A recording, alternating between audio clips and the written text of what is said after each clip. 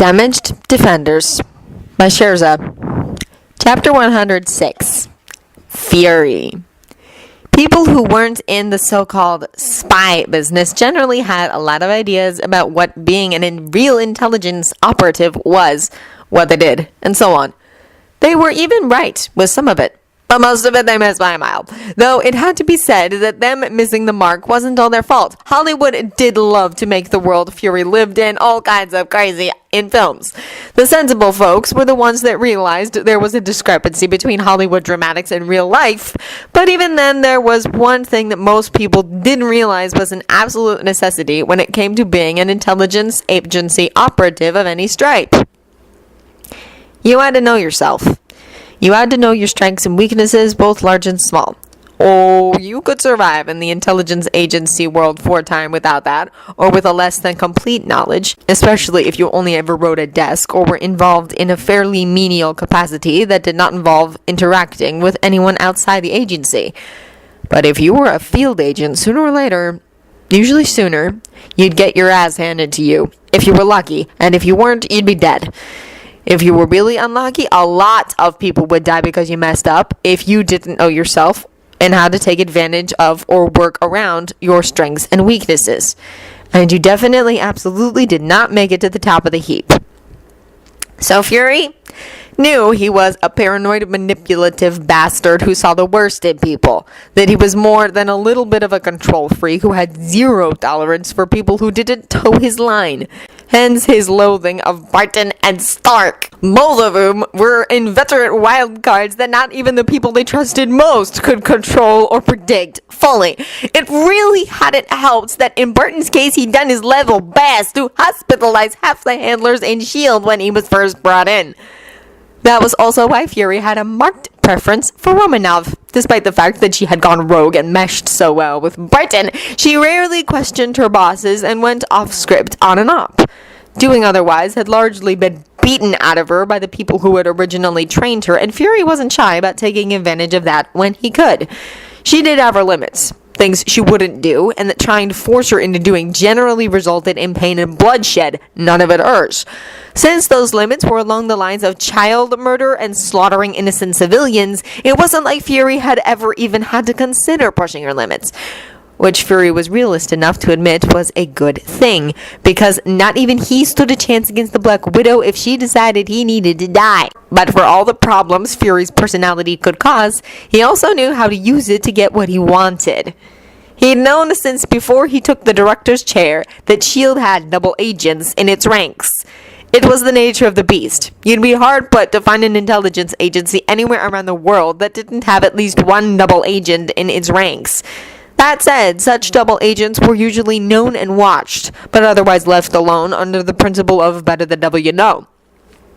Until they became a serious liability, it was just easier and simpler to leave double agents where they were, rather than removing them and having to find their replacement a year or 5 down the road.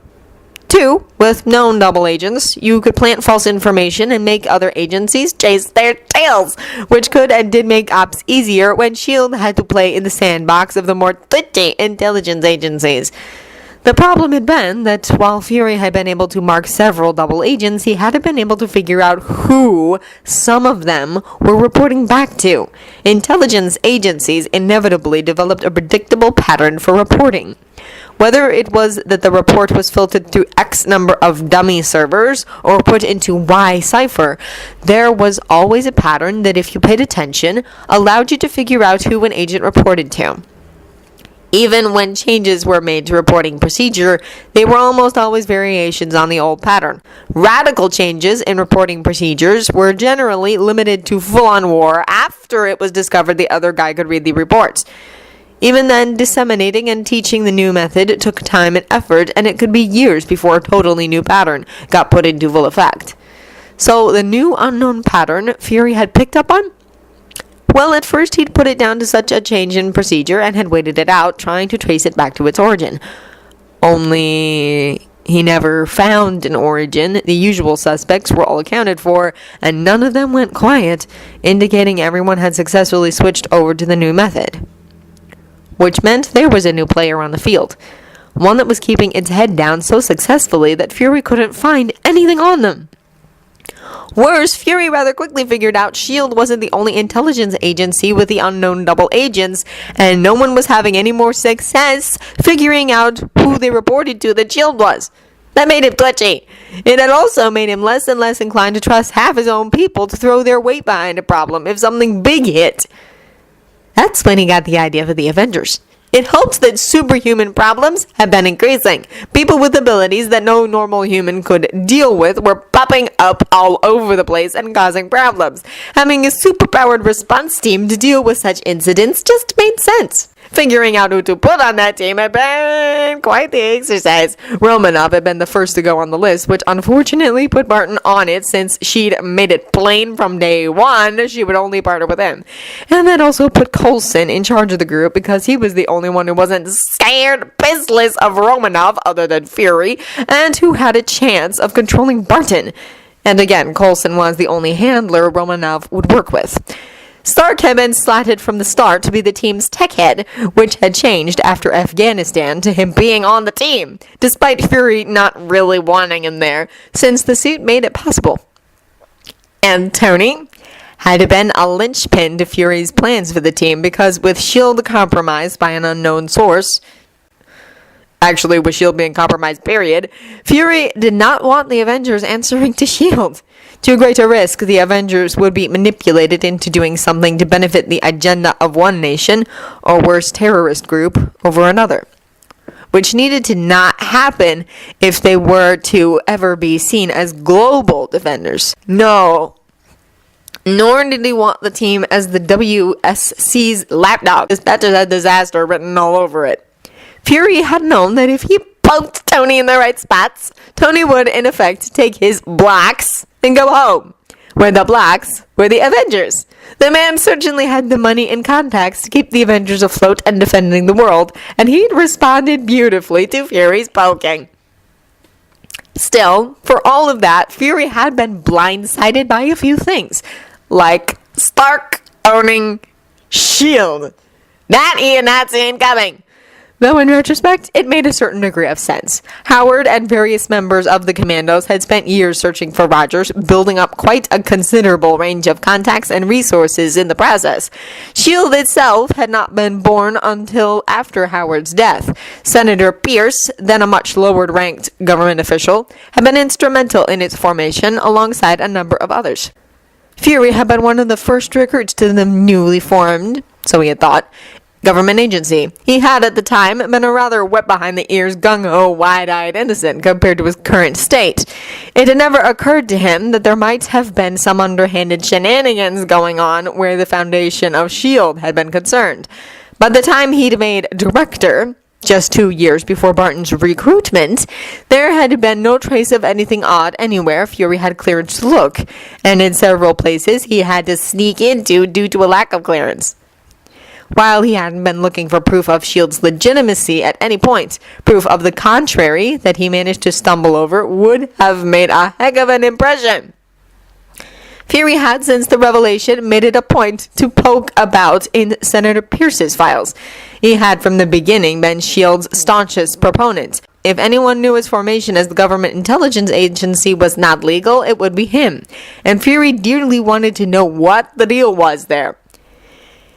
In the meantime, he had to deal with the Avengers and the migraines that were giving him by proxy.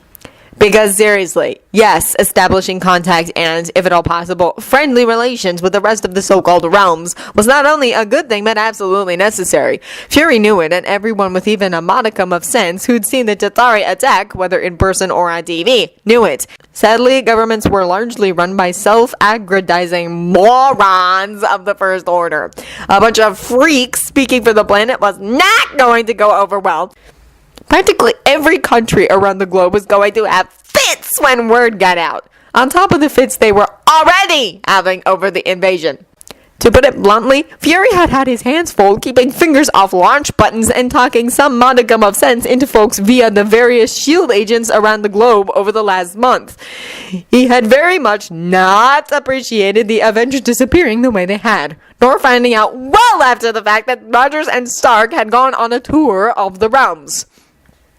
He'd had to recover from his near heart attack at their extremely extremely unexpected new Avenger. First, he was honestly shocked that the bastard hadn't been shot full of holes by the handful of folks on the carrier who believed that the Winter Soldier existed and had heard about the metal arm. Pretty much the only identifying marker to ever successfully be disseminated through the intelligence community by those few lucky guys that had survived an encounter with the soldier. Finding out the soldier was James Barnes went an extremely long way in explaining why the Avengers had gone off the reservation and pulverized a Bavarian castle.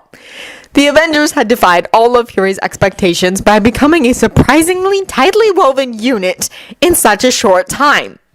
Given the various personalities on the team, of course they would leap to avenge a wrong done one of their own, and it didn't get much worse than torturing, mind-wiping, and forcing Captain America's best friend into trying to kill Captain America. No, Rogers hadn't been Barnes' first target, but Fury knew damn well Rogers was on the list, and so had Rogers and the other Avengers. Fury did not envy the sorry sons of a bitches the beatdown they had coming at them because the Avengers weren't going to stop at grinding one castle into so much gravel. And Fury was not stupid enough to even think about trying to tell them to stop.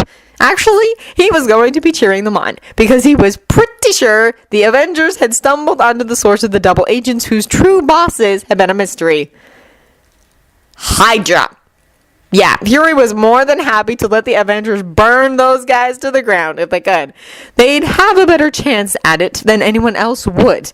While they did, Fury would be watching his people like a hawk, and anyone getting twitchy was going to find themselves in a very deep, dark hole right quick until they proved beyond a shadow of a doubt they weren't Hydra. Fury might be willing to tolerate double agents from legitimate government intelligence agencies, but he was not going to tolerate even one of those crazy Hydra guys anywhere near S.H.I.E.L.D. Just no.